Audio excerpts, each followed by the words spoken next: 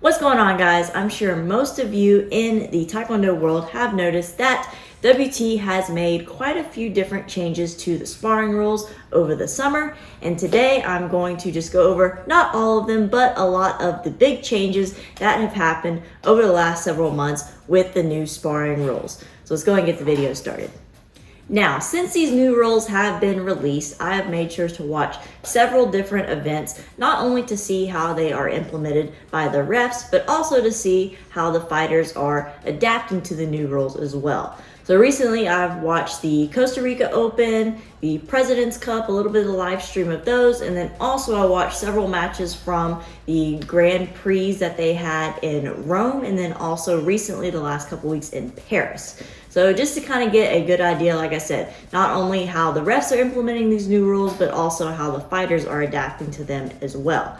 On top of that, I personally have had the chance to fight with the new rules at two different events over the summer. In June, I fought at USA Taekwondo's Grand Prix in Daytona Beach, and then last month I fought a few matches at AAU team trials as well. So I've had a lot of different experiences, not only just watching matches from different levels of competitions, but also I had the chance to fight with a few matches with the new rules as well.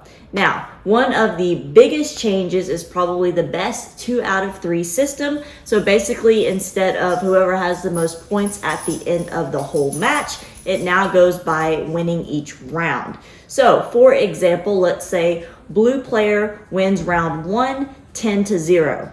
Going into round 2, everything resets. It goes 0-0, Gamjang's reset, everything resets going into round 2. And let's say red player wins that round 2-1. So going into round 3, each player has won 1 round apiece, and then going into round 3, it's really anybody's game. Anyone could win the match going into round 3.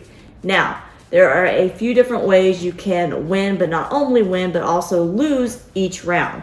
Obviously, if you get the most points in the round, you're going to win the round.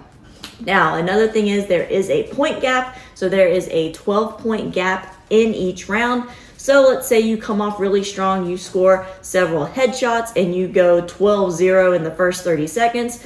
The round is going to stop. You win that round, goes to break, and then it goes to the next round. The only time there is not going to be a point gap will be in a semifinal or finals match according to the WT rules. Now, another thing that you can do to lose the round is going to be if you get 5 gamjangs. They originally had it at 4, but they recently had changed that to 5. So if you get 5 penalties in the round, you automatically lose no matter what the score is, and then it's going to go to the next round. Now, another thing is going to be tie breaks. There's not going to be a golden point round or first point win rounds anymore. It is going to just go to a tie break, and there is a few different criteria they are going to look at no matter which round it is. And basically, it's whoever had the highest scoring kick. So for example, let's say no matter what round it is, let's say it is 5-5. Let's say blue player scored a body kick and a head kick, and then let's say red player scored a spinning hook kick. Red player is going to win because their 5 points came from a higher scoring kick, and then the blue player just had a 2-point kick and then a 3-point kick. So that's what they're going to look at, and then the list just goes down from there. Then it'll go by like, okay, who scored a 5-point kick, who scored a 4-point, 3-point, all of that. There's a big list for that, but basically that's how it's going to be determining the tiebreak. If it is 0-0, it will go to the whoever had the most hits. So not ones that actually register for points, but who had the most touches basically on the electronic hogus. Now, the next thing is going to be clinch rolls. So before, once you kind of went into the clinch, if both players kind of just stood there, the ref is going to break you, no big deal, you go back to fighting. Now, once you enter the clinch, the ref is going to give you the fight signal, and then you have 3 seconds to basically fight your way out of the clinch. You guys either disengage or you try to be more active in the clinch, try to score. And then if you are least active in the clinch, after, let's say you guys get stuck in there for a little while and one of you is basically just stands there and the other person's at least trying to fight their way out of the clinch, the person who is least aggressive is supposed to get a gamjang. Now, recently I just watched the WT Grand Prix in Paris, and they were not giving gamjangs if you were not fighting out of the clinch. They were making you stay there longer, but they weren't giving penalties. They were just going ahead and separating after a long time. So not sure if they are working on changing that or not, but basically you need to be expected to fight in the clinch a little bit more. So if you don't have a good clinch game, that is definitely one thing you're going to need to work on. Even if you're not wanting to work on necessarily fighting to score in the clinch, you definitely need to be prepared to at least defend in the clinch or be able to disengage. That way you can fight on the outside. So definitely be expected to have a little bit more of a clinch game. Like I said, whether you are looking to be offensive in the clinch, try to score, or you just want to disengage without getting scored on. One of those things you'll definitely need to start working on if you haven't already. Now, a couple things in the clinch is, one, pushing. You make sure that if you push, it has to be a quick, short, one push motion. You can't do any kind of basically like sumo wrestling type stuff where you're just kind of pushing each other back and forth. They want you to just be a quick one push. And then also, you cannot kick to the back of the head if you are in the clinch. So basically like scorpion kick type stuff. No kicking to the back of the head in the clinch. That is another thing that has changed for that as well. So definitely a few different changes with the clinch game. Another thing they have changed is how many times you can kick in the air. Before, it was more about just how long you held your leg in the air for a certain amount of seconds. Now it's how many kicks you're actually doing in the air. When they initially came out with these rules, they said you can only do 2 kicks in the air before having to drop your leg. So basically, if you did 2 kicks and say you did a third one and it scored, that third kick, the points should come off and you get a gamjang for doing more than 2 kicks without dropping your foot.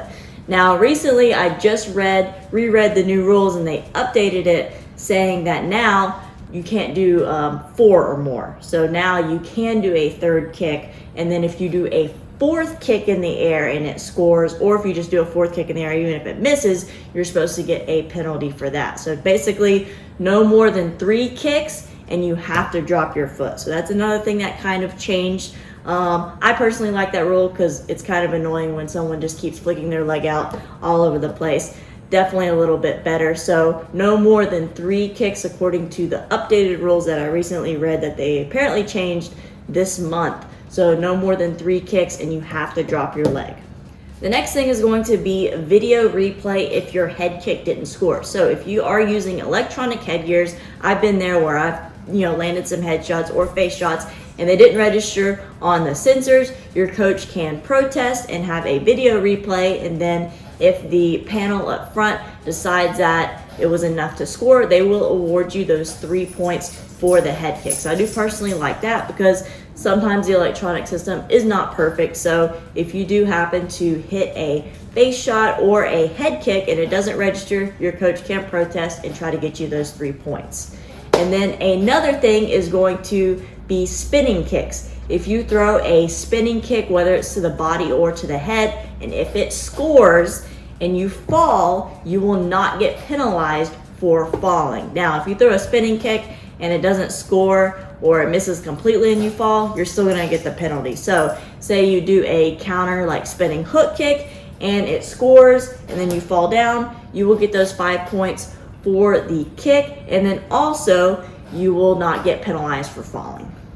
Now, there are several rule changes that I probably did not touch on, but those for me are the main ones that could potentially change the way that you fight as far as strategy goes and as far as preparing goes as well. And I am sure before next year they are going to make some more adjustments, more changes, and at the end of the day, it's all going to depend on the event you're going to and the refs and how they are going to interpret them. For me personally, I would say the biggest changes are going to be obviously the best 2 out of 3 rounds. Normally when I kind of fight, usually that first round, I kind of take it a little bit slower, just kind of feel out my opponent, get my distance, get my timing down, and then going into the second round, kind of start turning it up a little bit. This is going to change a little bit because you have to you really want to win the first round now, so you're going to have to get busy a little bit sooner. So it is kind of good in a way because hopefully it will force a little bit more action a little bit sooner rather than kind of drawing it out and then barely winning at the end. So that's definitely going to be one big change, is kind of getting a little bit busy in the rounds because it's more important. You almost want to think of each round as a kind of small match. So you want to try to win each round. That way you can be good. You can win the match a little bit quicker. Now, another thing is going to be the clinch rolls. Like I mentioned before, if you don't have much of a clinch game, at the very least, you want to have at least good defense and be able to disengage from the clinch. Or maybe you want to use that to your advantage and try to work a little bit more of a clinch game, kind of kick on the inside a little bit and then be able to disengage as well. So those are kind of the bigger things as far as that may change the way you train or the way you kind of approach your strategy going in to this next tournament season. Is going to be, like I said, the best 2 out of 3 rounds, so a little bit more pressure to kind of come off the start and try to do well in that first round, and then also being able to fight in the clinch or at least be able to disengage from the clinch without getting scored on. Let me know what you guys think in the comments down below of these new rule changes, or if you have had some experience fighting with these new rules this year and what you think of them. Thank you all so much for watching the video. I'll see you guys later.